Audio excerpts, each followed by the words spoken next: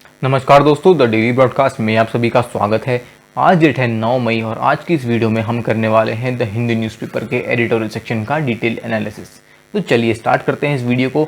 अभी जो कार्टून है ना, ये सिर्फ कार्टून ही नहीं है, ये एक पूरा रिप्रेजेंटेशन है और दिखा रहा है कि आज की डेट में क्या कंडीशन चल रही है इंडिया में ऑक्सीजन सप्लाई को लेकर।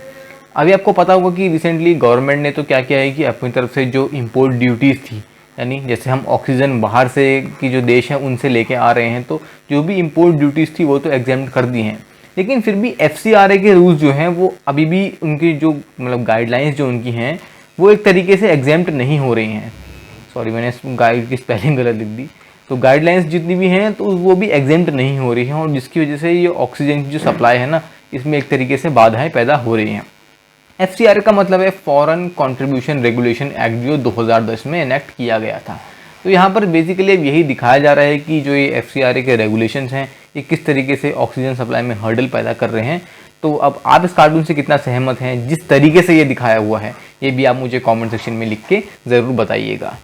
चलिए स्टार्ट करते हैं। आज हमें डिस्कस करने हैं 3 अलग अलग एडिटोरियल्स। उसमें से एक एडिटोरियल तो नॉर्मली जो कोरोना वायरस का कितने केस बढ़ रहे हैं, क्या है, उस पर रिलेटेड था, और दूसरा जो था वो एक तरीके से पॉलिटिक्स से रिलेटेड था, कि दिखा रहा था कि कौन सी पॉलिटिकल पार्टी किस तरीके से काम कर रही है, तो उसके रिगार्डिंग यहाँ पर ये चीज़ बताई गई थी। तो वो हमारे लिए उतना इंपॉर्टेंट नहीं था, इसलिए 3 अलग अलग एडिटोरियल्स हमें डिस्कस करने थे। पहला एडिटोरियल जो है ये आउटरीच एंड ओवररीच, यानी सुप्रीम कोर्ट का आज की डेट में जो क्राइसिस है उसको मिटिगेट करने में क्या रोल है उसके बारे में बात करता है। दिखा रहा है कि किस तरीके से सुप्रीम कोर्ट आज की डेट में इनेक्ट कर रहा है और सेंट्रल गवर्नमेंट को गाइडलाइंस बता रहा है किस तरीके से ऑक्सीजन सप्लाई को एनहेंस करना है। दूसरा आर्टिकल जो है ये ट्रिप्स के वेवर की बात करता है। आपको भी पता हो कि रिसेंटली अभी इस टाइप की चीज़ चल रही है कि जो भी ट्रिप्स के अंडर इंटेलेक्चुअल प्रॉपर्टी यानी जो पेटेंट वेवर्स की हम बात कर रहे हैं, तो पेटेंट वेवर में सीन ऐसा चल रहा है कि कई कंट्रीज सपोर्ट नहीं कर रही हैं, जिसकी वजह से हमें पेटेंट नहीं मिल रहा है। तो अब देखते हैं इसमें क्या डेवलपमेंट्स होने वाली हैं। तो राइटर का ओपिनियन यहाँ पर है कि जो पेटेंट वेवर है सिर्फ ये इतना ज़्यादा हेल्पफुल, इतना ज़्यादा सपोर्टिव नहीं है। तो इसको भी हम डिटेल में देखेंगे और इनफैक्ट ये आपको एक आइडिया देगा कि क्या क्या चीज़ करनी चाहिए ताकि जो भी मेडिकल इक्विपमेंट्स दूसरी देशों से हमारे कंट्री में आ रहे हैं उनका लॉजिस्टिकल सप्लाई और ज़्यादा इन्हेंस हो जाए और कोई दिक्कत ना आए। यहाँ पर उस चीज़ की बात कही गई है, तो इसको भी देखेंगे। ये वाला जो आर्टिकल है ये उतना ज़्यादा डिटेल में तो नहीं है, लेकिन फिर भी हम देखेंगे कि इस आर्टिकल में एक तरीके से 1960s की जो कंडीशन थी उसको आज की कंडीशन से रिलेट करके बताया गया है कि किस तरीके से 1960s में जब इंडिया क्राइसिस में आया था, कौन सा क्राइसिस था वो मैं आगे आपको बताऊंगा, लेकिन जब इंडिया क्राइसिस में आया था तो कैसे अलग अलग देशों ने मिलकर इंडिया की हेल्प करी थी क्राइसिस से बाहर आने में, और वही कंडीशन आज भी देखी जा रही है। तो राइटर ने ये तो दोनों चीज़ें जो है उनको रिलेट करके बताया गया है, तो इसको भी हम डिटेल में देखेंगे। चलिए स्टार्ट करते हैं पहले एडिटोरियल के साथ। राइटर ने यहाँ बताया है कि किस तरीके से सुप्रीम कोर्ट ने एक 12 मेंबर की, देखिए मैं यहाँ अंडरलाइन कर रहा हूँ, 12 मेंबर की नेशनल टास्क फोर्स बनाई है। किस चीज़ के लिए? ताकि जो मेडिकल ऑक्सीजन है उसका इफेक्टिव यानी सही तरीके से और ट्रांसपेरेंट एलोकेशन हो, यानी ट्रांसपेरेंसी मतलब जो चीज़ जहाँ जा रही है ये इस चीज़ की जानकारी सबको हो। ऐसा ना हो कि कोई पीठ पीछे कुछ गलत चीज़ चल रही है या जहाँ देनी चाहिए ऑक्सीजन वहाँ नहीं दे रही है। ऑल्दो केंद्र सरकार कभी ऐसा करेगी तो नहीं, लेकिन डेफिनेट सी बात है कि यहाँ पर सुप्रीम कोर्ट ने कहा है कि इफेक्टिव और ट्रांसपेरेंट एलोकेशन मेडिकल ऑक्सीजन का होना चाहिए और ये स्टेट्स और यूनियन टेरिटरीज को एक इक्विटेबल बेसिस पे मिलनी चाहिए। जैसा आप यहाँ पर हाईलाइट में देख सकते हैं, सुप्रीम कोर्ट ने अपने वर्ड्स में कहा है कि ये जो एलोकेशन होना चाहिए ये साइंटिफिक, रेशनल और इक्विटेबल बेसिस पे होना चाहिए, ऐसा सुप्रीम कोर्ट ने अपने वर्ड्स में कहा है। सुप्रीम कोर्ट ने ये भी कहा है कि जब सेंटर जो है स्टेट्स और यूटीज़ को एलोकेट करेगा ऑक्सीजन, तो उसके बाद उस चीज़ को हम रिव्यू भी करेंगे कि सही डायरेक्शन में चीज़ चल रही है नहीं चल रही है, क्या जितनी ऑक्सीजन मांगी गई है उतनी मिल रही है या उससे कम मिल रही है। क्योंकि कुछ टाइम पहले आपको पता होगा, अगर आपने न्यूज़ हेडलाइंस में पढ़ा होगा, तो दिल्ली जो है उसको अपनी डिमांडेड ऑक्सीजन से कम ऑक्सीजन मिल रही थी। तो ये काफ़ी हेडलाइंस में उस पॉइंट ऑफ टाइम पे था। तो वो चीज़ सुप्रीम कोर्ट रिव्यू करता रहेगा कि हर राज्य को प्रॉपर ऑक्सीजन मिलती रहे और मेजर्स भी बताता रहेगा अलग अलग कि किस तरीके से जितने भी एसेंशियल ड्रग्स हैं, जितने भी वेंटिलेटर्स हैं, मेडिकल इक्विपमेंट्स हैं, उनकी प्रॉपर अवेलेबिलिटी होती रहे, ताकि आज की बात नहीं है लेकिन अगर फ्यूचर में भी कभी ऐसी कोई इमरजेंसी आती है पैंडेमिक के दौरान, तब ये सब चीज़ें काम आए। क्योंकि देखिए पैंडेमिक तो पिछले 2019 से आप कह लीजिए, मतलब ये चालू ही है पैंडेमिक, लेकिन हम देख सकते हैं कि पैंडेमिक का ग्राफ कभी बहुत ऊपर चले जाता है, जब इन्फेक्शन बढ़ जाते हैं तब दिक्कतें आना शुरू हो जाती हैं। लेकिन जब ग्राफ आता है उस पॉइंट ऑफ टाइम में हमको अपना हेल्थ इंफ्रास्ट्रक्चर जो है उसको एनहेंस करना है, ताकि अगर ये ग्राफ दोबारा ऊपर जाए तब हम इन सब चीज़ों को हैंडल कर सकते हैं। क्योंकि देखिए पैंडेमिक का कुछ पता नहीं है, कभी इसमें केसेस कम आते हैं, कभी ज़्यादा आते हैं। जैसे अभी सेकेंड वेव आई थी, तो ये वेव कभी ना कभी कम हो जाएगी, लेकिन क्या पता आगे जाके दोबारा और वेव्स भी आएँ। तो हमको उस चीज़ के लिए, उन फ्यूचर इमरजेंसीज के लिए बेसिकली तैयार रहना है। तो इसी वजह से ये नेशनल टास्क फोर्स जो है ये बनाई गई है, और हम इसे कह सकते हैं कि ये नेशनल टास्क फोर्स जो है ना, ये एक तरीके से जुडिशियली एम्पावर्ड है। क्योंकि ये किसने बनाई है? सुप्रीम कोर्ट ने इसको बनाया है, सुप्रीम कोर्ट ने इसका गठन किया है, इसलिए हम कह सकते हैं कि ये जुडिशियली एम्पावर्ड है। अब क्योंकि देखिए अलग अलग हाई कोर्ट जो हैं, आप आजकल हेडलाइंस में डेफिनेटली पढ़ रहे होंगे कि हाई कोर्ट ने, मतलब सुप्रीम हाई कोर्ट ने केंद्र सरकार को कहा कि इतना इतना ऑक्सीजन का एलोकेशन होना चाहिए राज्य सरकार को, और अलग अलग राज्य के जो हाई कोर्ट है ना, वो केंद्र सरकार को ये सब चीज़ें कहने में हुए हैं। तो अब केंद्र सरकार क्या कर रही है, एक एक्सपर्ट कमेटी का गठन करने की मतलब सोच रही है, जिसमें पब्लिक और प्राइवेट हेल्थ केयर इंस्टीट्यूशंस के जो लोग हैं, यानी वहाँ के जो एक्सपर्ट लोग जो हैं इन प्राइवेट और पब्लिक हेल्थ केयर इंस्टीट्यूशंस के, उन लोगों को उस कमेटी में बैठाया जाएगा। और उसके बाद वो लोग रिकमेंडेशंस देंगे और एक तरीके से फ्रेश असेसमेंट करेंगे कि किस तरीके से प्रॉपर एलोकेशन होना चाहिए, ताकि सभी के सभी राज्यों और यूनियन टेरिटरीज़ को proper equipments as well as oxygen का एलोकेशन हो और कहीं भी दिक्कतें ना आए। क्योंकि आपको पता होगा कि कई राज्य ऐसे हैं जहाँ पर ये चीज़ें सरप्लस में हैं। जैसे अगर हम केरला की बात करें, तो कुछ टाइम पहले ऐसा हो रहा था कि जब सभी राज्यों में ऑक्सीजन की कमी थी, तो केरला के पास ऑक्सीजन सरप्लस में था। वहीं अगर हम झारखंड की बात करें, छत्तीसगढ़ की बात करें, तो यहाँ पर ऑक्सीजन जो है वो बहुत प्लेंटी में अवेलेबल है। तभी तो आपको पता होगा कि जो ऑक्सीजन एक्सप्रेस ट्रेन जो चलाई जा रही थी, वो मेजरली झारखंड, छत्तीसगढ़, इन जगहों से आ रही थी, क्योंकि ये इंडस्ट्रियल हब्स हैं। और यहाँ पर जो इंडस्ट्रीज़ हैं वो आप देख सकते हैं, स्टील इंडस्ट्रीज़ हैं, आयरन इंडस्ट्रीज़ जो हैं, ये ऑक्सीजन का यूज़ करती हैं, तो ये ऑक्सीजन प्रोड्यूस भी करती हैं। तो डेफिनेट सी बात है, यहाँ इन राज्यों में ऑक्सीजन जो है सरप्लस में होगी, लेकिन बाकी राज्य जहाँ पर इस टाइप की इंडस्ट्रीज़ नहीं है, वहाँ पर ऑक्सीजन की डेफिशिएंसी होगी। तो ताकि प्रॉपर ऑक्सीजन सप्लाई हो हर राज्य को, इसलिए ये कमेटी का गठन किया गया है। अब एक उदाहरण की हम बात कर लें, तो कर्नाटका हाईकोर्ट ने केंद्र सरकार को कहा कि केंद्र सरकार को कर्नाटका को 12,000 टन मेडिकल ऑक्सीजन देनी है। देखिए, तो अब ये एक एग्जाम्पल है किस तरीके से अलग अलग हाई कोर्ट केंद्र सरकार को कहने में लगे हुए हैं कि उनको इतना इतना टन ऑक्सीजन की सप्लाई दो। लेकिन इसमें एक बात तो बहुत वैलिड है, सॉलिसिटर जनरल तुषार मेहता ने जो कही है, वो ये कह रहे हैं कि अगर हर हाई कोर्ट इस तरीके से केंद्र सरकार को बताने लग जाएगा कि उनको इतनी ऑक्सीजन चाहिए, ये चीज़ इस तरीके से चाहिए, तो पैंडेमिक जो है वो अनमैनेजेबल, अनवर्केबल हो जाएगा ना, दिक्कतें पैदा होंगी। क्योंकि केंद्र सरकार तो एक है, लेकिन उसके नीचे राज्य तो बहुत सारे हैं ना। अब हो सकता है कि हाँ, एक राज्य में थोड़ी सी कमी आ जाए किसी चीज़ की, लेकिन सिंपल सी बात है, ये सिर्फ एक राज्य के साथ पार्शियलिटी नहीं है। अगर किसी राज्य में, जैसे दिल्ली में अगर कमी हो रही है, तो इसका मतलब ये नहीं है कि गुजरात को हमने ऑक्सीजन या वेंटिलेटर्स ये सब इक्विपमेंट्स दबा के दे रखे हैं। सिंपल सी बात है कि यहाँ पर चीज़ों की डेफिशिएंसी है, इसलिए हर राज्य में भी डेफिशिएंसी आ रही है, लेकिन हम उसको कंपेंसेट करने की कोशिश कर रहे हैं। क्योंकि अलग अलग देशों से हमें ऑक्सीजन मिल रही है, तो हम उसको इक्विटेबली सप्लाई कर रहे हैं। डेफिनेट सी बात है, थोड़ा टाइम तो लगेगा, लेकिन विद टाइम हम इस चीज़ को भी ओवरकम कर जाएंगे। तो अलग अलग हाई कोर्ट्स का ये चीज़ कहना केंद्र सरकार को ठीक नहीं है, ऐसा सॉलिसिटर जनरल तुषार मेहता जी कहते हैं। अब देखते हैं इसमें आगे अलग अलग हाई कोर्ट सब क्या क्या चीज़ बताते हैं। लेकिन हाँ, ये चीज़ तो है कि यार प्रेशर जो है ना आज की डेट में बहुत ज़्यादा बढ़ चुका है, इसलिए ही चीज़ें थोड़ी अनवर्केबल हो रही हैं। अब सब राज्य अगर इस चीज़ को समझेंगे और अपने ग्राउंड लेवल पे इन सब चीज़ों को प्रॉपर इम्प्लीमेंट करके चलते रहेंगे, तो डेफिनेट सी बात है कुछ टाइम में ये जो क्राइसिस है ये ख़त्म हो ही जाएगा।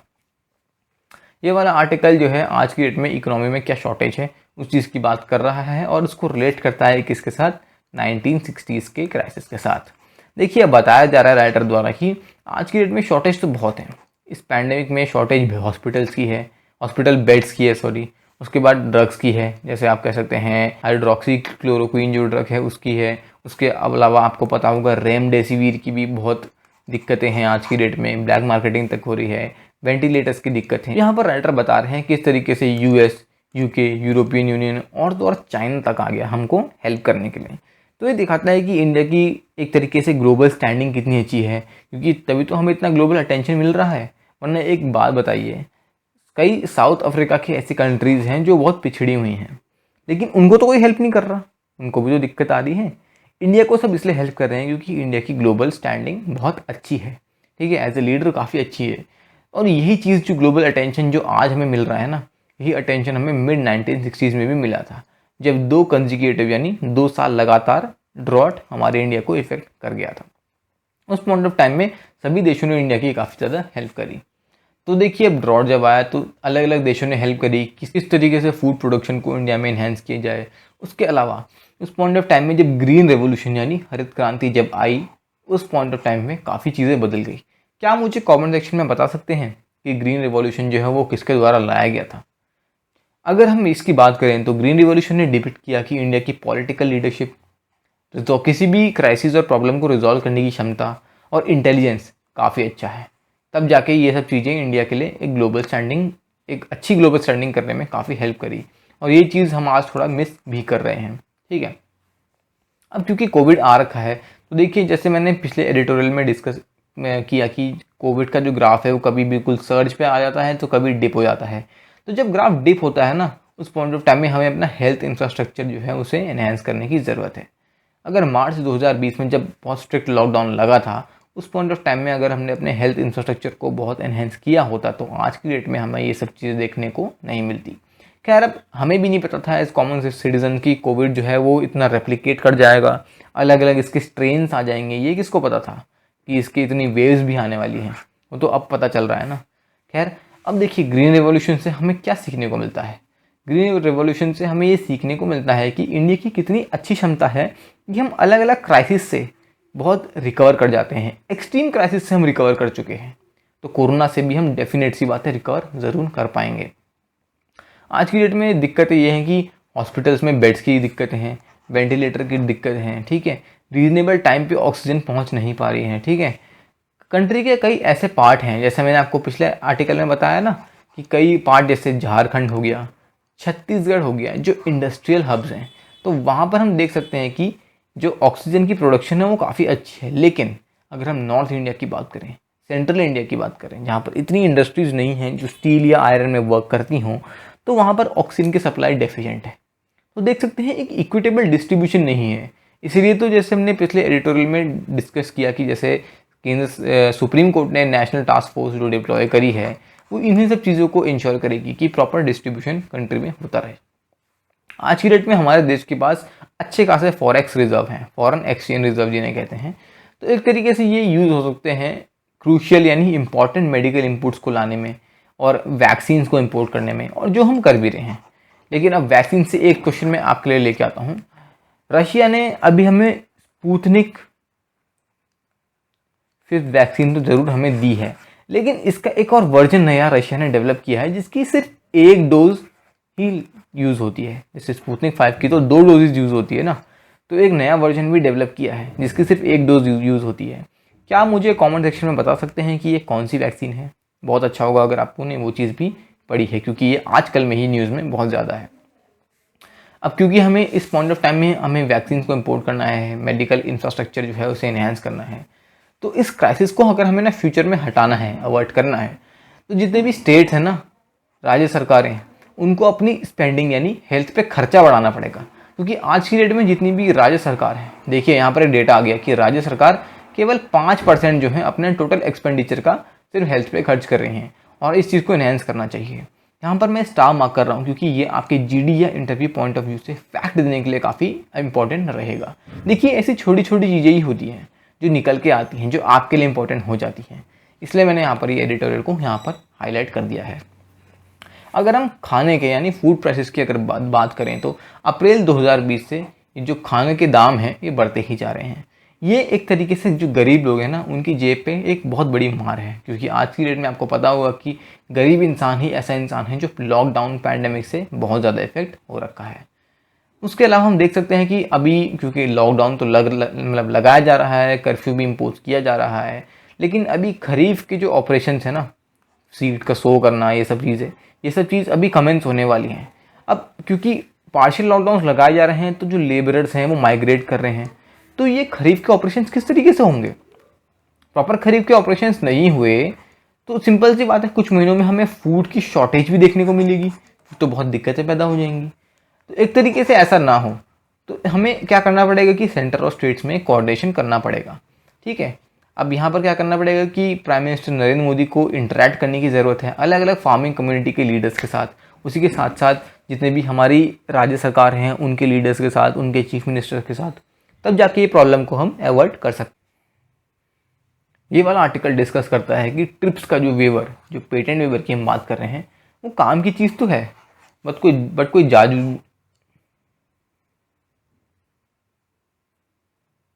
कोई जादू की कोई गोली टाइप की चीज़ तो नहीं है, या आप जादू की छड़ी कह लो। क्योंकि देखिए यूएस ने तो अभी हमें सपोर्ट कर दिया है ट्रिप्स के वेवर यानी पेटेंट वेवर के लिए, लेकिन जो कंट्रीज सपोर्ट नहीं कर रही है ना, वो उनके साथ तो पहली दिक्कत है। और अगर कंट्रीज हमें सपोर्ट भी कर दें तो इंटेलेक्चुअल प्रॉपर्टी के जो बॉटल नेक्स हैं उनको भी एड्रेस करने की हमें काफ़ी ज़्यादा ज़रूरत है। देखिए बताया जा रहा है कि यूएस ने अभी हमारा जो पेटेंट वेवर है उसके लिए अपना सपोर्ट डिक्लेयर तो कर दिया है। कहाँ पर? ट्रिप्स में। ट्रिप्स की फुल फॉर्म क्या है? Trade related aspects of intellectual property rights. देखिए, और ये डब्ल्यूटीओ का एक पार्ट है जहाँ पर इस टाइप के ट्रेड रिलेटेड जो भी ट्रेड होता है कंट्रीज के आपस में, उसके रिगार्डिंग जो गाइडलाइंस होती है उनको ले किया जाता है। प्रेजेंटली अगर बात करो तो इंडिया और साउथ अफ्रीका, ये दो ही कंट्री ऐसी हैं जो पेटेंट वेवर की बात कर रहे हैं। और पेटेंट वेविंग किस किस सेक्शंस के अंदर आता है ट्रिप्स के? ये आता है सेक्शन 1, 4, 5, 7 पार्ट 2 के अंदर। ठीक है, ये क्या क्या चीज़ कवर करता है? पहले तो कॉपीराइट कवर करता है, दूसरा इंडस्ट्रियल डिज़ाइन, ताकि उस डिज़ाइन को कोई चोरी करके अपने आप में यूज़ ना कर ले, पेटेंट्स को कवर करता है, और ट्रेड करने की जो इन्फॉर्मेशन होती है उसको भी आप कह सकते हैं सुरक्षित रखता है। अब ये उम्मीद हम कर सकते हैं कि यूएस का जो डिसीजन है कि उसने साउथ अफ्रीका और इंडिया को सपोर्ट किया, ये डिसीजन को देख के ही कनाडा और यूरोपियन यूनियन जो है वो भी हमें सपोर्ट करेंगे और अपोजिशन नहीं देंगे। ठीक है, लेकिन आपको पता होगा कि डब्ल्यूटीओ में जो है ना, वोटिंग की कोई अहमियत नहीं है वोटिंग की। ठीक है, वहाँ पर अहमियत किसकी है? कंसेंसस की। ठीक है, तो सभी देश को कंसेंसस में आने की ज़रूरत है। ठीक है, आपस में कंसेंसस में आएंगे, एक कॉमन कंसेंसस पे जब रीच करेंगे तब जाके ही ये पेटेंट वेवर लागू हो सकता है। ठीक है, अगर हम बात करें 2003 की, जब HIV और एड्स जब अफ्रीका में क्राइसिस कर रहा था 1990s के टाइम में, तो डब्ल्यूटीओ ने क्या किया 2003 में, ऐसे ऑब्लिगेशंस डाले ट्रिप्स के अंदर की वो इन मेडिसिन को ज़्यादा एक्सेसिबिलिटी दे। अब पेटेंट वेवर इसको एक तरीके से कह लीजिए, क्योंकि ज़्यादा एक्सेसिबिलिटी देना मतलब जो रिस्ट्रिक्शंस लगाए गए हुए हैं उनको हटा देना। तो जो 2003 में डब्ल्यूटीओ ने किया वही डब्ल्यूटीओ आज क्यों नहीं कर रहा है? मेन दिक्कत तो ये है ना, क्या वो सिंपल सी बात है लोगों को मरना देखना चाहते हैं क्या? मेन दिक्कत तो यहाँ पर ये है, तो ये चीज़ समझ में अभी तक नहीं आ रही। ठीक है, अब चलो ठीक है, हम नेगोशिएट तो कर रहे हैं इंडिया और साउथ अफ्रीका अपोजिशन कंट्रीज़ के साथ कि पेटेंट को वेव करो, लेकिन ये नेगोशिएशंस टाइम लेंगे काफ़ी ज़्यादा, क्योंकि डब्ल्यूटीओ का जो consensus based decision making process है ना, जैसे मैंने आपको अब ये भी बताया कि कंसेंसस के थ्रू वहाँ पर वोटिंग होती है। तो कंसेंसस के थ्रू जब वोटिंग होती है तो ये एक बहुत टाइम टेकिंग प्रोसेस है, तो इसको चेंज करने की भी ज़रूरत है। सिंपल सी वोटिंग वाली प्रोसेस ले आओ ना, वो काफ़ी ज़्यादा अच्छी होगी। अब देखिए, यूएस तो हमें पेटेंट वेव करने के लिए सपोर्ट कर रहा है, किस चीज़ के लिए? कोविड वैक्सीन के लिए, ताकि बाकी देश जो हैं वो हमें पेटेंट्स दे सकें और हम उन वैक्सीन को बना के अपने कंट्री में भी यूज़ कर सकें और बाकी देशों को भी सप्लाई कर सकें। अब देखिए, यहाँ पर यूएस ने हमें सिर्फ वैक्सीन के लिए सपोर्ट किया है, लेकिन हमें सपोर्ट प्रॉपर बाकी मेडिसिन के लिए भी चाहिए। ठीक है, टेक्नोलॉजी के लिए भी चाहिए जो कोविड के ट्रीटमेंट में यूज़ होगी। किस चीज़ के लिए? सिंपल सी बात है, टेक्नोलॉजी का एग्जांपल मैं आपको एक वेंटिलेटर के थ्रू ही दे देता हूँ। एक वेंटिलेटर बनाने की टेक्नोलॉजी अगर हमारे पास होगी तभी तो हम जाके वेंटिलेटर अपने देश में बना पाएंगे, है ना। तो सिंपल सी बात है, हमें सिर्फ कोविड की वैक्सीन ही नहीं चाहिए, हमें मेडिसिन की भी ज़रूरत है, हमें अलग अलग टेक्नोलॉजी ट्रांसफ़र की भी ज़रूरत है। लेकिन यूएस ने सिर्फ कोविड वैक्सीन के लिए सपोर्ट किया है, तो आप कह सकते हैं कि यूएस ने हमें पार्शियली सपोर्ट किया है, फुल्ली सपोर्ट तो नहीं किया है। ठीक है, तो एक तरीके से यूएस ने क्या किया है, अपना स्कोप नैरो डाउन कर दिया, वेवर का स्कोप जो है वो गिरा दिया, कम कर दिया। ये चीज़ हम देख सकते हैं यहाँ पर। अब जो पेटेंट वेवर है ना, वो एक तरीके से पूरी प्रॉब्लम सॉल्व नहीं करेगा, क्योंकि हमें टेक्नोलॉजी ट्रांसफ़र तो मिलेगा नहीं, तो हम कोविड वैक्सीन को बिना टेक्नोलॉजी ट्रांसफ़र के प्रॉपर्ली मैन्युफैक्चर कैसे करेंगे? उसके अलावा वेव करने से ना लीगल रिक्वायरमेंट जो है फार्मास्यूटिकल कंपनी से वो हटते नहीं हैं। ठीक है, सिंपल सी बात है, आपको यहाँ पर मैं बता रहा हूँ कि जैसा अगर ट्रांसफ़र ऑफ टेक्नोलॉजी हो जाती है तो हमारे पास पूरा हक एक तरीके से आ जाता है कि हम उस चीज़ को बना पाएँ, उस चीज़ को मैन्युफैक्चर कर पाएँ। तो ये एक तरीके से पेटेंट वेवर के ड्रॉबैक्स आप कह सकते हैं। पेटेंट वेवर से करने से बढ़िया तो कंट्रीज़ आपस में आप कह सकते हैं कंसेंसस बना लें, आपस में रिलेशन अच्छे करके एग्रीमेंट कर लें। ठीक है, वो चीज़ ज़्यादा अच्छी होगी। जैसे यहाँ पर राइटर कहना चाहते हैं कि अलग अलग देशों को एक दूसरे के साथ डोमेस्टिक और उसके साथ सूटेबल लीगल फ्रेमवर्क में चेंज करने की ज़रूरत है, ताकि ये सब चीज़ें ट्रिप्स में इन्फोर्स करने के लिए और आसान हो जाएं। सिंपल सी बात है, मान लीजिए कि अगर अगर यूरोपियन यूनियन और हमारे में जो ओपिनियन है उसमें डिफरेंस बहुत कम होता तो यूरोपियन यूनियन डेफिनेटली हमें सपोर्ट करता।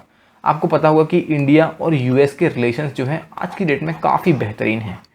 क्योंकि ये इतने बेहतरीन है इसलिए तो यूएस ने फाइनली सपोर्ट हमें कर ही दिया। अगर रिलेशंस अच्छे नहीं होते तो यूएस उन कंट्रीज़ में से है जो कभी सपोर्ट नहीं करता। तो ये एक इंटरनेशनल रिलेशंस की बात भी होती है कि क्यों इंटरनेशनल रिलेशंस इंपॉर्टेंट होते हैं। तो अभी हमें वर्क करना है सभी देशों को कि हम जो नॉन आईपी बॉटलनेक्स हैं, जैसे टेक्नोलॉजी ट्रांसफ़र, प्रोडक्शन के कंस्ट्रेंट, बाकी लॉजिस्टिकल चैलेंजेस, ठीक है, इन सब चीज़ों को हटाया जाए और सप्लाई चेन को आगे बढ़ाया जाए ताकि रॉ मटेरियल्स, वैक्सीन्स और मेडिसिन जो हैं टाइमली कंट्रीज़ के पास पहुंच पाएँ। तो आज हमने डिस्कस करे 3 अलग अलग इंपॉर्टेंट एडिटोरियल्स। आई होप आपको ये एडिटोरियल्स पसंद आए होंगे। अगर पसंद आए तो डेफिनेटली वीडियो को लाइक करके अपने फ्रेंड्स के साथ शेयर ज़रूर कीजिए, क्योंकि नॉलेज जो है ना वो शेयर करने से ही इंक्रीज़ होती है। चैनल को सब्सक्राइब नहीं किया तो डेफिनेटली चैनल को सब्सक्राइब करके बेल आइकन को भी दबा दीजिए ताकि आपको सारी की सारी अपडेट्स विद टाइम मिल जाएँ। तो आज की वीडियो के लिए इतना ही, धन्यवाद।